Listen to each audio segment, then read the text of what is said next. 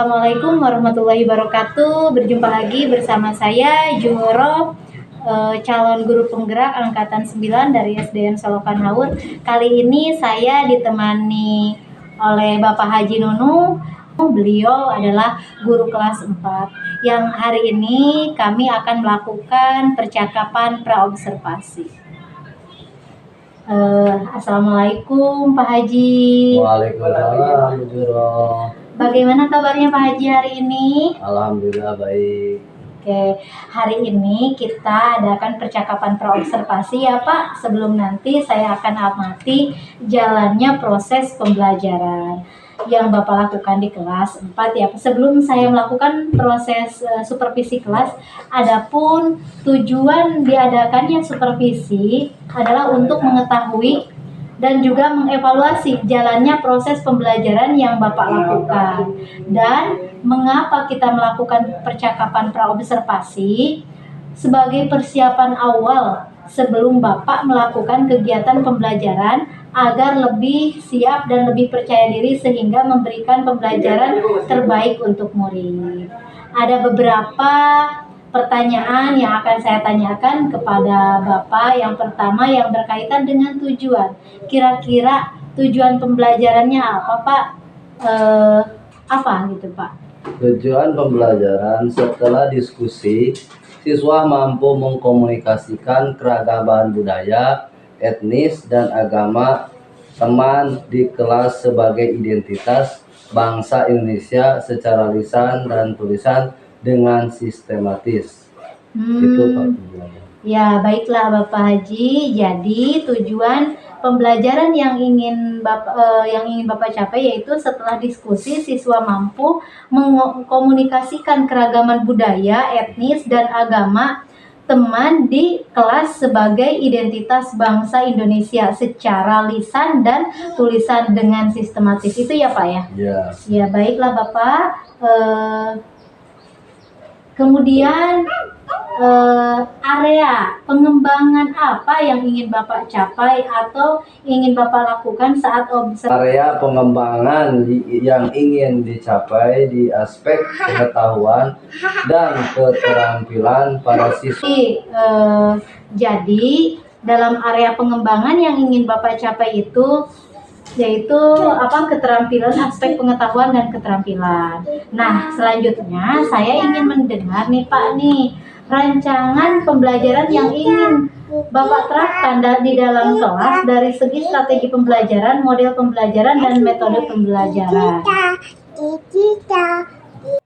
Baik, untuk strategi yang saya gunakan adalah pembelajaran berdiferensiasi yang berdasarkan kesiapan belajar siswa yang diintegrasikan dengan pembelajaran sosial dan emosional. Saya akan membagikan kelompok sesuai dengan kemampuan, keterampilan, dan keaktifan siswa. Dan untuk model pembelajaran yang saya gunakan, model berbasis masalah atau problem based learning.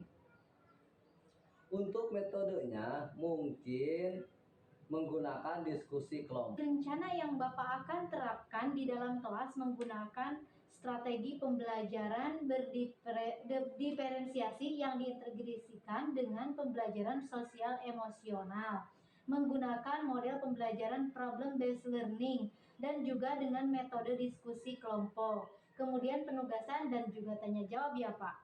Iya. Nah, bagaimana media yang Bapak gunakan di dalam kelas? Untuk media pembelajaran, mungkin saya akan menggunakan video dan alat peraga lainnya. Nah, bagus sekali Bapak. Nah, kira-kira kapan nih Bapak? Dan alat peraga lainnya. Nah, bagus sekali Bapak. Nah, kira-kira kapan nih Bapak akan melakukan pembelajaran tersebut di kelas? Secepatnya Ibu. Ya, baik. Kalau begitu, nanti di saat Bapak akan melaksanakan pembelajaran, saya akan ikut di kelas, akan mengobservasi Bapak, ya. Jadwalnya kira-kira hari apa ya Pak? Ya, mungkin minggu depan, Bu. Oh, siap. Kalau begitu, terima kasih Bapak. Sampai jumpa di kelas Bapak nanti. Semoga sukses ya Pak ya pembelajarannya. Semoga berhasil, anak-anak senang. Ya. Iya. Wassalamualaikum warahmatullahi wabarakatuh. Waalaikumsalam warahmatullahi wabarakatuh. Assalamualaikum warahmatullahi wabarakatuh.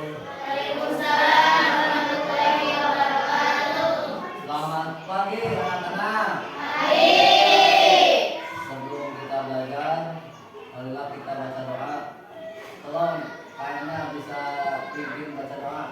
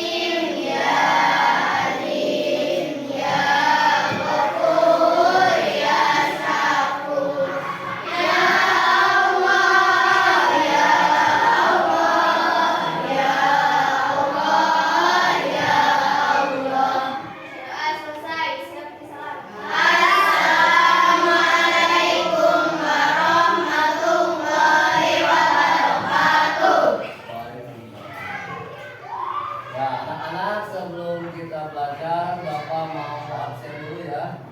Siapakah yang tidak hadir untuk hari ini? Hadir semuanya? Siapa yang tidak hadir? Hah?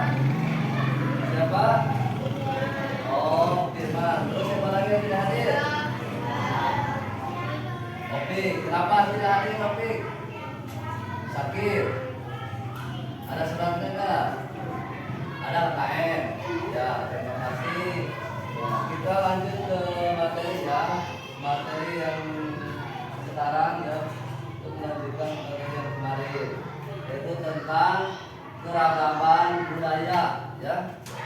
Anak-anak coba perhatikan di sini Bapak bawa video tentang keragaman budaya. Tujuan pembelajaran hari ini yaitu diskusi siswa mampu mengkomunikasikan keragaman budaya etnis dan agama teman di kelas sebagai identitas bangsa Indonesia secara lisan dan tulisan dengan sistematis. Ya, itu untuk tujuan pembelajaran hari ini. Terus perhatikan nanti ini diputar oleh Bapak. Kalian harus mengamatinya dan nanti setelah video ini di setel ya, nanti didiskusikan atau dikelompokkan. Nanti ada yang satu persatu nanti kelompoknya ke depan ya. Bapak lihat ini videonya, Bapak diperhatikan dulu. Belajar tentang keragaman budaya di lingkungan sekitar. Perhatikan ini videonya. Indonesia merupakan negara kepulauan. Masing-masing pulau tersebut didiami oleh suku bangsa tersendiri. Karena memiliki banyak suku bangsa dengan adat dan budaya yang berbeda-beda, maka Indonesia merupakan negara yang memiliki banyak keberagaman. Bangsa Indonesia dibangun dari sejumlah perbedaan atau keberagaman. Keberagaman bangsa Indonesia meliputi suku bangsa, agama, budaya, serta adat istiadat. Keragaman budaya bangsa Indonesia meliputi rumah adat, pakaian tradisional, tarian adat, upacara adat, alat musik dan lagu tradisional, senjata tradisional, dan makanan khas daerah. Sobat-sobat belajar, bentuk keragaman budaya bangsa Indonesia antara lain sebagai berikut. Upacara adat. Upacara adat merupakan upacara yang berhubungan dengan adat istiadat atau kebiasaan masyarakat pada suatu daerah. Upacara adat biasanya dilestarikan secara turun-temurun serta dari generasi ke generasi secara kuat dan menyatu dengan pola perilaku masyarakat setempat. Contoh upacara adat misalnya belian yang dilakukan suku Dayak di Kalimantan dan pasola yang dilakukan masyarakat di Nusa Tenggara Timur. Rumah adat. Rumah adat merupakan bangunan tempat tinggal yang menjadi suatu daerah. Rumah adat masing-masing daerah memiliki keunikan dan kekhasan masing-masing yang mengandung filosofi luhur budaya setempat. Contoh rumah adat antara lain rumah gagang di Sumatera Barat, Tongkonan di Sulawesi Selatan, serta Hunai di Papua. Pakaian adat. Setiap suku bangsa di Indonesia memiliki gaya busana yang khas dengan corak yang berbeda, baik dari segi bentuk, bahan, model maupun warnanya. Pakaian adat biasanya dikenakan saat upacara adat seperti dalam upacara adat perkawinan dan pertunjukan tari tradisional. Contoh pakaian adat yaitu baju cele atau kain salele dari Maluku dan paksian dari Bangka Belitung. Alat musik daerah. Alat musik daerah merupakan alat musik khas yang biasanya dibunyikan saat mengiringi lagu atau tarian tradisional setempat. Alat musik masing-masing daerah memiliki ciri khas masing-masing yang berhubungan dengan keadaan alam setiap daerah. Contoh alat musik daerah antara lain angklung dari Jawa Barat dan sasando dari Nusa Tenggara Timur. Lagu daerah.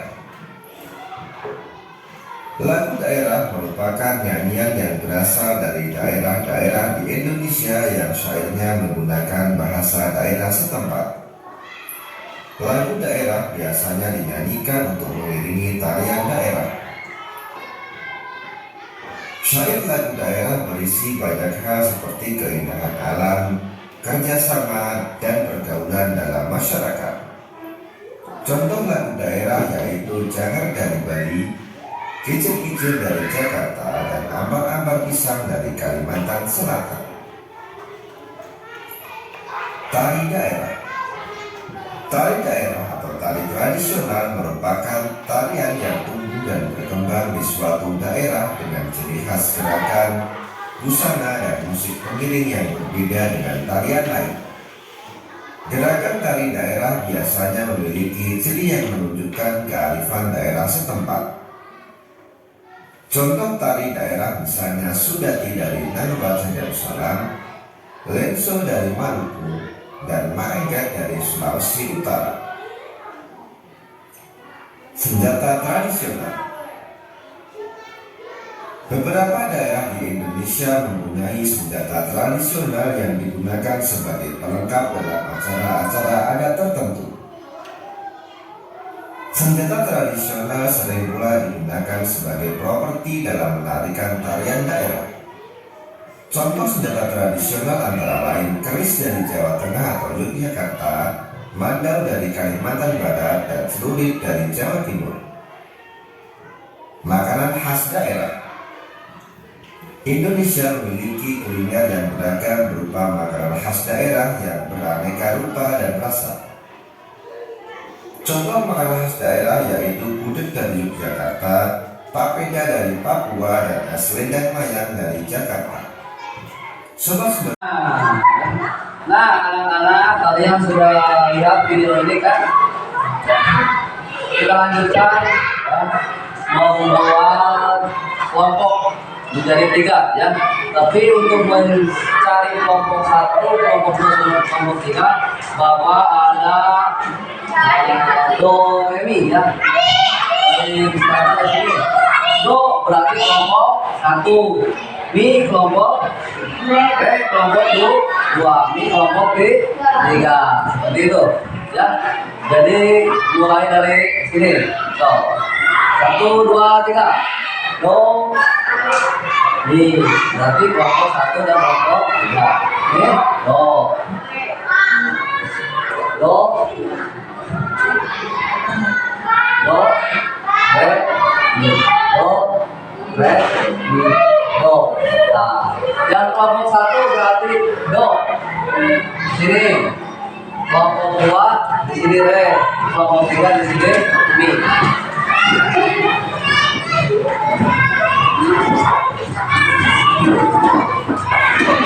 Seperti tadi ya. So, kita buka bejana.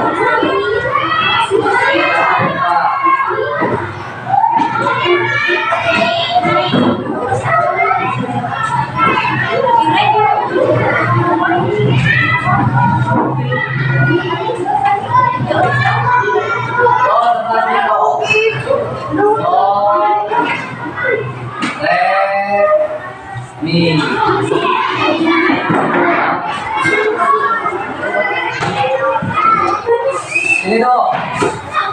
Kita bangunlah dibuka pertanyaan besar. Oh ya. Nah, ada apa? Do, re, mi.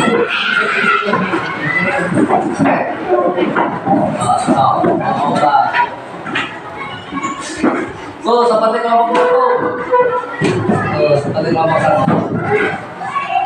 Seperti kelompok do. Nah,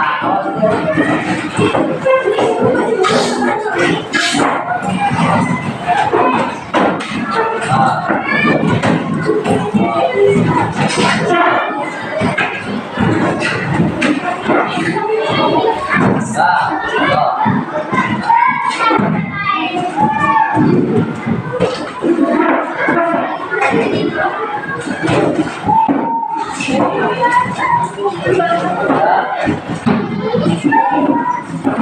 kelompok 3. Kelompok 3. Ini kelompok 1, kelompok 2. Ada kelompok 3. Kita amati untuk kelompok 1 yaitu alat musik. Ini alat musik. Ini pakaian alat. Kelompok 2 pakaian adat. Kelompok 3 makanan tradisional. Tolong amati.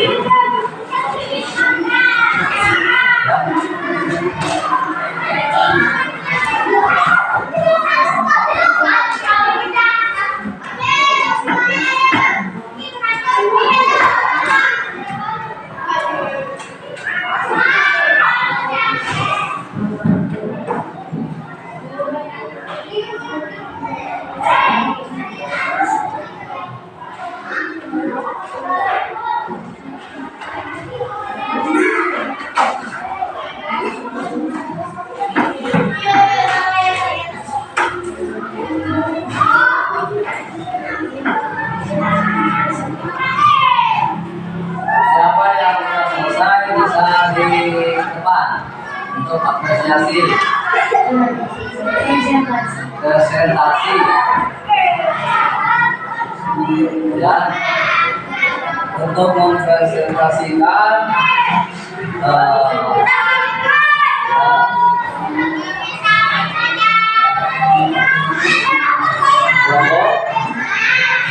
ya, udah mulai.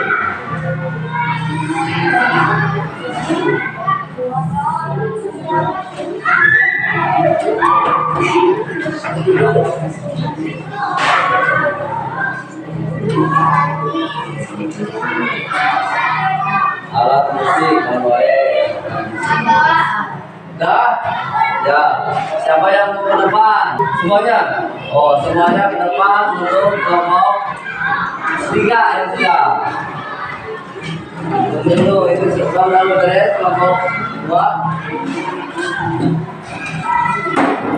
So, kawan presentasikan di depan.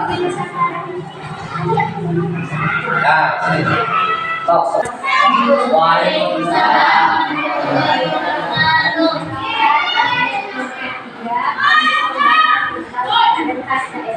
Ya. Gudeg dari Jakarta, Surabaya dan Terima kasih ya untuk kelompok 3. Ya, terima kasih buat kelompok 3 ya untuk memastikannya. Terima kasih. Dilanjut kelompok 1 atau kelompok 2 yang sudah. Ya.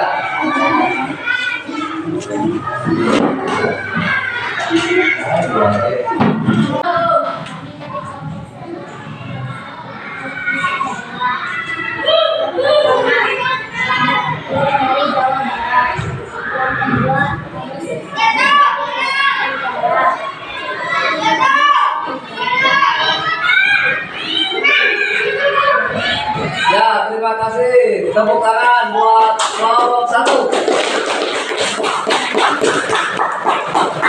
Ya. Lanjut kelompok 2.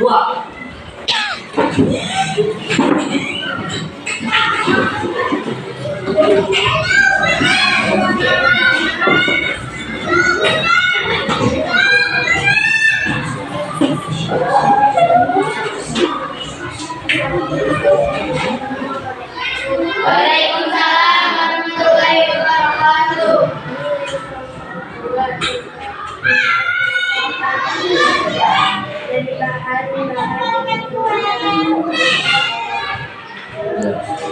Terima kasih buat bapak-bapak, tepuk tangan.